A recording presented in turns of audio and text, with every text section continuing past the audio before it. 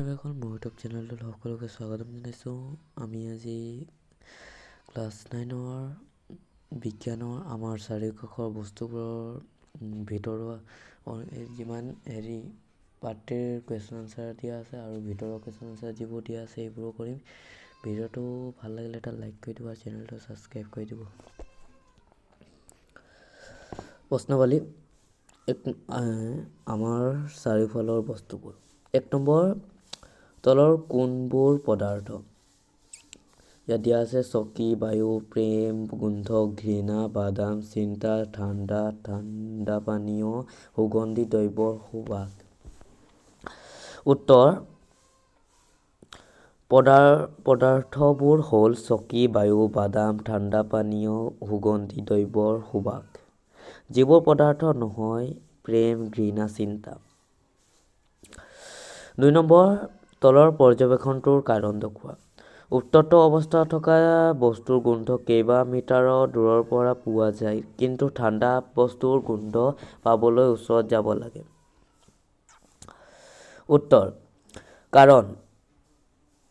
কাৰণ উষ্ণতা বৃদ্ধিৰ লগে লগে পদাৰ্থ কণিকাবোৰৰ বেগ বাঢ়ে, ফলত গতিশক্তিও বৃদ্ধি পায়। উষ্ণতা বৃদ্ধি হ'লে পদাৰ্থ কণিকাৰ গতিশক্তিৰ লগতে ব্যাপন মাত্ৰা বৃদ্ধি পায়। সেইবাবে গৰম বস্তুৰ গোন্ধ কেইবা মিটাৰ দূৰৰ পৰা পোৱা যায়। 3 নম্বৰ, এজন ডুবাৰুৱে সাঁতোৰাৰ সময়ত পুখুৰীৰ পানী ফালি সোমাই যাব পাৰে। পদাৰ্থ কি ধৰ্মৰ ভিত্তিত এইটো সম্ভৱ? উত্তৰ, পানীৰ কণিকাবোৰৰ আকৰ্ষণ বল আছে যদিও এই আকৰ্ষণ বল কম হোৱাৰ বাবে এজন ডুবুৱাই সাঁতোৰ সময়ত পুখুৰীত পানী ফালি সোমাই যাব পাৰে। 4 নম্বৰ, পদাৰ্থ কণিকাবোৰৰ বৈশিষ্ট্যবিলাক কি কি? বৈশিষ্ট্যবোৰ হ'ল পদাৰ্থ কণিকাবোৰৰ মাজত ব্যৱধান আছে। 2 নম্বৰ, পদাৰ্থৰ কণিকাবোৰ অনবৰতে গতি কৰি থাকে আৰু পদাৰ্থ কণিকাবোৰৰ মাজত আকৰ্ষণ আছে। প্ৰশ্নাৱলী 1 নম্বৰ, পদাৰ্থ প্ৰতি একক আয়তনৰ ভৰৰ পৰিমাণৰ ঘনত্ব বোলে ঘনত্ব ইকুৱেল ভৰ বাই আয়তন। তলৰ পদাৰ্থবোৰ ঘনত্ব ঊৰ্ধ্বক্ৰমত সজোৱা বায়ু, চিমনীৰ পৰা ওলোৱা ধোঁৱা, মহ, পানী, চকমাটি, কপাহ আৰু লোহ। উত্তৰ হ'ব বায়ু, চিমনীৰ পৰা ওলোৱা ধোঁৱা, কপাহ, পানী, মহ, চকমাটি। বা এনেকুৱা লিখিলেও হ'ব। ঊৰ্ধ্বক্ৰমত সজালে চিমনীৰ পৰা ওলোৱা ধোঁৱা, কপাহ, চক, মহ, লোহ। 2 নম্বৰ, 1 পদাৰ্থৰ বিভিন্ন অৱস্থাৰ বৈশিষ্ট্য পাৰ্থক্য দেখুৱাই এখন তালিকা লিখা। উত্তৰ, তালিকাখন এইটো গোটা, জুলীয়া আৰু গেছ। প্ৰথম আমি গোটাটো চাম। গোটা 1 নম্বৰ, নিৰ্দিষ্ট আকৃতি আৰু আয়তন থাকে। তাৰপিছত 2 নম্বৰ, আন্তঃকণিকাৰ আকৰ্ষণ অতি বেছি। তাৰপিছত 3 নম্বৰ, আন্তঃকণিকাৰ ব্যৱধান অতি কম। তাৰপিছত 4 নম্বৰ, দৃঢ় সংকোচন নঘটে। আৰু জুলীয়া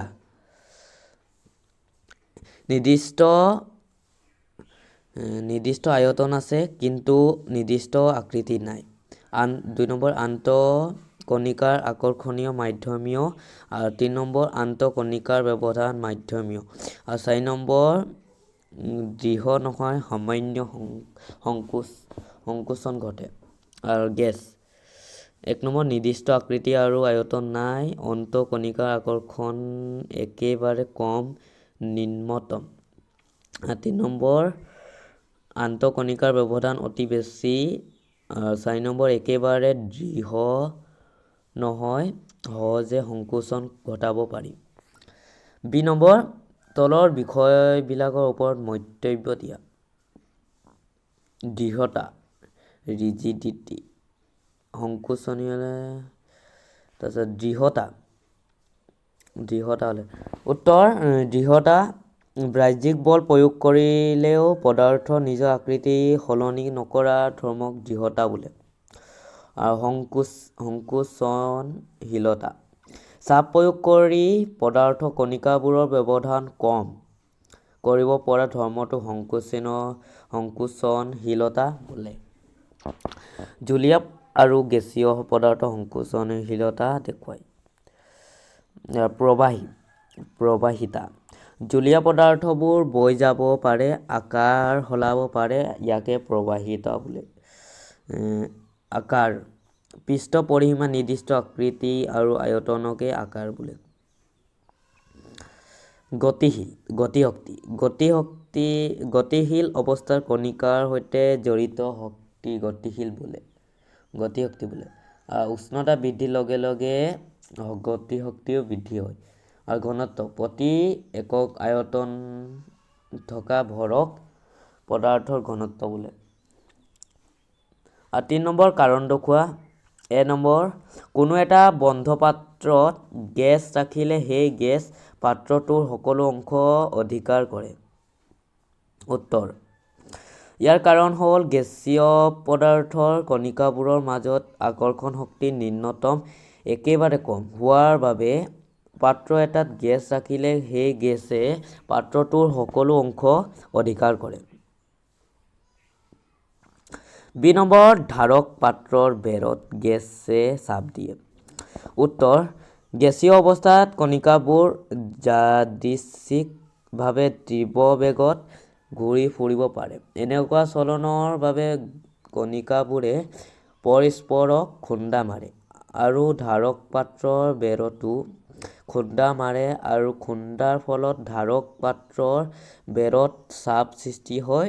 এয়ে গেছৰ চাপ। আৰু 3 নম্বৰ কাঠৰ টেবুল এখনক কঠিন পদাৰ্থ বুলিব পাৰি।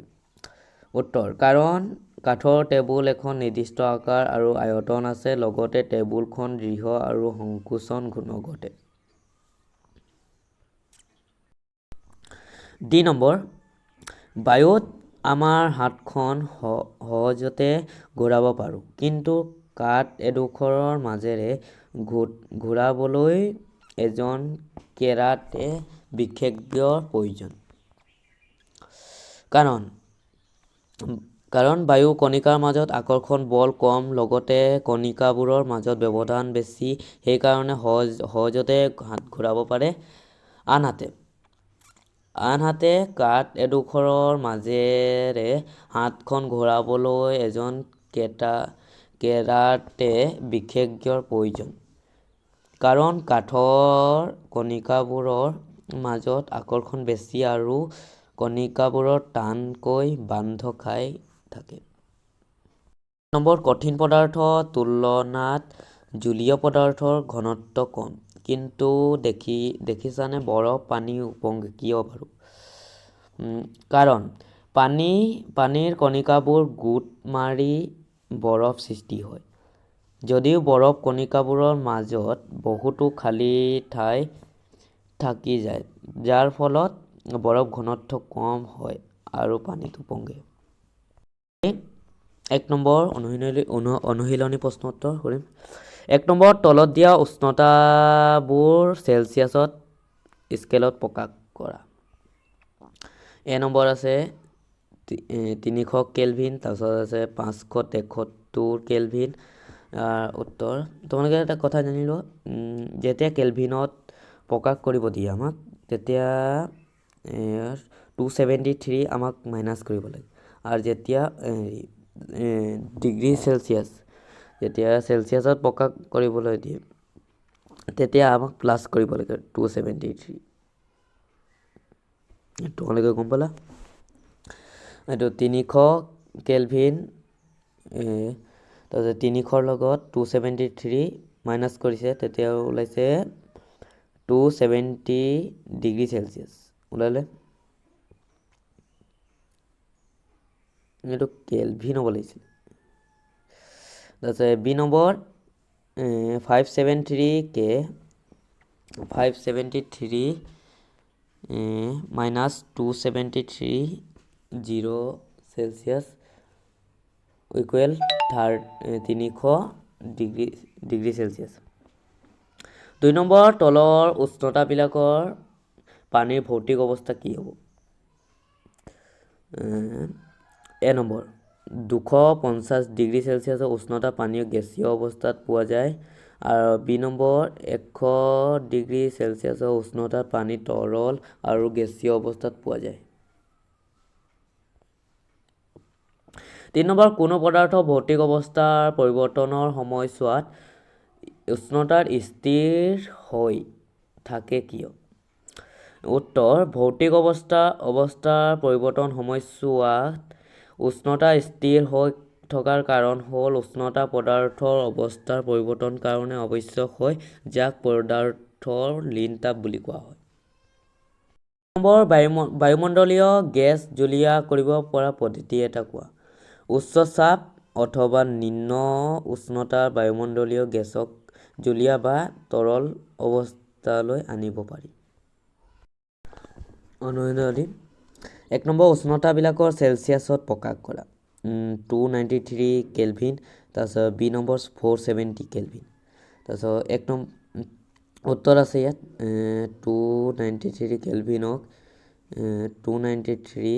273 লগত মাইনাছ কৰিলে 20 ডিগ্ৰী চেলচিয়াছ আৰু বি নম্বৰ 470 কেলভিনক 470 মাইনাছ 273 মাইনাছ কৰিলে 197 ডিগ্ৰী চেলচিয়াছ।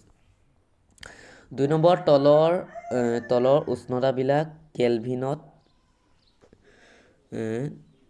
এইটো প্ৰকাশ কৰাই দিছে কেলভিনত 25টো হ'ব ডিগ্ৰী চেলচিয়াছ, আনচাৰ হ'ব 25 ডিগ্ৰী চেলচিয়াছৰ প্লাছ 273 প্লাছ কৰিছে, তাৰপিছত আনচাৰ ওলাইছে 298 কেলভিন।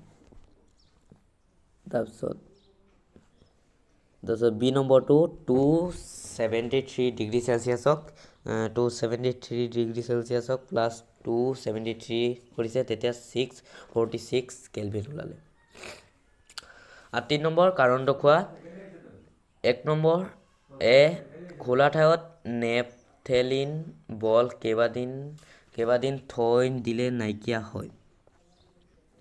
উত্তৰ নেপথেলিন বল এটা কেইবাদিনমান থৈ দিলে নাইকিয়া হোৱাৰ কাৰণ হ'ল ঊৰ্ধ্বপাতন ফলত নেপথেলিনৰ বলটো কঠিন অৱস্থাৰ পৰা পোনে পোনে গেছীয় অৱস্থাপ্ৰাপ্ত হয়, ফলত এটা সময়ত নাইকিয়া হৈ পৰে। বা এনেকুৱা লিখিলে হ'ব ঊৰ্ধ্বপাতন প্ৰক্ৰিয়াত নেপথেলিন বল পোনে পোনে গেছীয় অৱস্থালৈ ৰূপান্তৰিত হয়। বি নম্বৰ দূৰৰ পৰা আঁতৰৰ গোন্ধ পোৱা যায়। দূৰৰ পৰা আঁতৰৰ গোন্ধ পোৱা যায় কাৰণ আঁতৰৰ কণিকাবোৰৰ ক্ষীৰ প্ৰভাৱ বায়ুৰ কণিকাৰ লগতে মিহলি হৈ বহু দূৰলৈকে বিয়পি পৰে আৰু আমাৰ নাকত লাগে, সেয়ে দূৰৰ পৰাও আঁতৰৰ গোন্ধ পোৱা যায়। বা এনেকুৱা লিখিলেও হ'ব আঁতৰৰ অণুসমূহে খুব বেগত চাৰিওফালে গতি কৰে। 4 নম্বৰ কণিকাবোৰৰ মাজত আকৰ্ষণ বলৰ ঊৰ্ধ্বপাতন সজোৱা পানী, চেনি আৰু অক্সিজেন। উত্তৰ হ'ব অক্সিজেন, তাৰপিছত পানী, তাৰপিছত চেনি। 5 নম্বৰ তলৰ উষ্ণতাত পানীৰ ভৌতিক অৱস্থা কি? উত্তৰ 25 ডিগ্ৰী চেলচিয়াছত পানী জুলীয়া অৱস্থা থাকে, তাৰপিছত 0 ডিগ্ৰী চেলচিয়াছ পানী বৰফ হয় বা গোটা অৱস্থা প্ৰাপ্ত হয়, তাৰপিছত 100 ডিগ্ৰী চেলচিয়াছত পানী জুলীয়া আৰু গেছীয় ভাস্প দুয়োটা অৱস্থাত পোৱা যায়। 6 নম্বৰ যুক্তি দৰ্শাই ব্যাখ্যা কৰা। 1 নম্বৰ সাধাৰণ উষ্ণতাত পানী জুলীয়া, তাৰপিছত বি নম্বৰ সাধাৰণ উষ্ণতাত লোৰ আলমাৰিটো কঠিন। এ নম্বৰ সাধাৰণ উষ্ণতাত পানীৰ নিৰ্দিষ্ট আয়তন আছে যদিও নিজা আকৃতি নাই, লগতে প্ৰবাহিত দেখুৱায়, সেয়ে সাধাৰণ উষ্ণতাত পানী জুলীয়া। বি নম্বৰ সাধাৰণ উষ্ণতাত লো দৃঢ় আৰু নিৰ্দিষ্ট গড় বা আকৃতি আছে কাৰণে লোৰ নিৰ্মিত আলমাৰিটো কঠিন।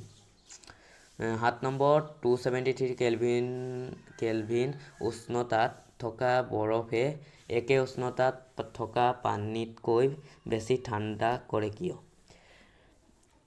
উত্তৰ 273 কেলভিন উষ্ণতাত থকা বৰফে একে উষ্ণতাত থকা পানীতকৈ বেছি ঠাণ্ডা কৰে কাৰণ 273 কেলভিন উষ্ণতাত থকা বৰফ তুলনামূলকভাৱে একে উষ্ণতাৰ পানীতকৈ কম শক্তি নিহিত হৈ থাকে।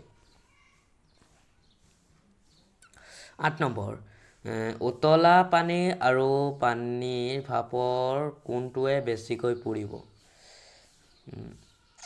উত্তৰ পানীৰ ভাপে বেছিকৈ পুৰিব কাৰণ একে উষ্ণতাত থকা জলীয় ভাপৰ কণিকাবোৰ পানীৰ কণিকাবোৰৰ শক্তিতকৈ বেছি। জলীয় ভাপৰ কণিকাবোৰে অতিৰিক্ত লীন তাপ ধৰি ৰাখাৰ বাবে এনে হয়।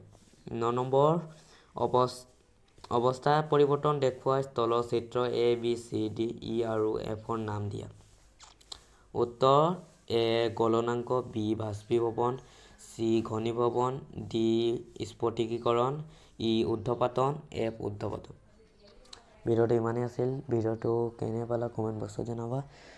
ভিডিঅ'টো এটা লাইক কৰি দিব আৰু চেনেলটো ছাবস্ক্ৰাইব কৰি দিব।